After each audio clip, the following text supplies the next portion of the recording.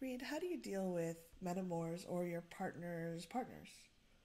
This is Reid Mahalko from readaboutsex.com. This is Cathy Vartuli from intimacydojo.com, and Cathy's not wearing a tux today because the airlines did not lose her luggage, and she has clothes to wear today. Because I live here. You do live here. That would be weird if the airline lost your house. If they came in. However, I was at an award show the other night, and I flew in today, and this is what I did come off the plane with. Although I did not wear this flying. No. Although that would be kind of fun. All right, what was the question? You might get bumped to first class. Metamours, exactly. Wow, if it were only that easy. We just did a video on how to know if the person you're with is really in a open relationship, and we were talking about maybe contacting or talking with the partners. Their partners, if they have partners. Yeah, and different people handle it different ways. I'm curious, how do you handle it? For the metamour part? Yeah, metamour means your partner's partner, basically. Is that French? It might be, I don't know. So at some point it was Latin, probably. Most things in Western culture. So what I do, there's no set, answer other than if I'm curious about dating somebody or seeing somebody more than, playing with them at a play party or something like that. And I know they have other relationships. I want to know that the other relationships are okay with me, that I'm not creating weird stress in that relationship that's going to splash onto me. Yeah. So ultimately, I would love to meet everybody. That's not always the case. And some people's partners are like, I don't really want to meet you. Yeah. Like, we're fine. And that kind of like, if I get an email or they text me or something and everything's fine versus we have a don't ask, don't tell policy and everything's fine.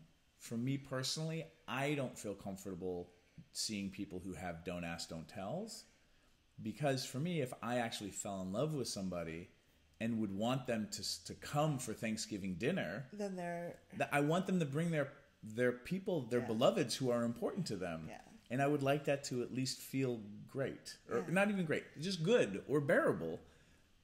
Because some people just don't like me. But the idea of if my presence is causing them anguish, right. I'm not, that's a lot. So I want to try to front load the process and date people who are happy that their partner is seeing me. Right. That kind of open relationship. And I think metamour applies more to a partner rather than someone a casual hookup at a play party. And I believe from watching you that you tend to take more care with the deeper the relationship is. At a play party, if someone says they're a free agent, you seem to accept it at that. Is it? I don't understand the question. You said you tend to check out. You want to meet their partner. Oh yeah, I mean, as I'm starting to, if I'm going to like see somebody regularly, I would like to meet their partner. Mostly because I know that human beings tend to make things worse in their heads. So if you've met me in person and I'm nice to you and you get that I'm honoring your relationship more than I'm honoring, that I'm banging your partner, like, because those kinds of relationships and family and stuff like that, that's really sacred to me. And I want people to know that. And the easiest way for me to get you to start to see that that might be true, that I really am honoring it, is for me to pay the respect of wanting to see you, to get to know you. It's also, I think, useful for me to see how they handle the couple or the triad or whomever I'm entering into their world, to see if they really are okay with me being there. Well, and I think it can tell you a lot too, because I've dated people, and new relationship energy often means people are on their best behavior and they're like really sweet to me. Are they being sweet to their partner too, or is that? Oh, it's like how they treat a waiter. Yeah, exactly. It's a way to kind of vet things, and because I'm demisexual, I always like to there has to be some heart connection for me to want to be sexual with someone.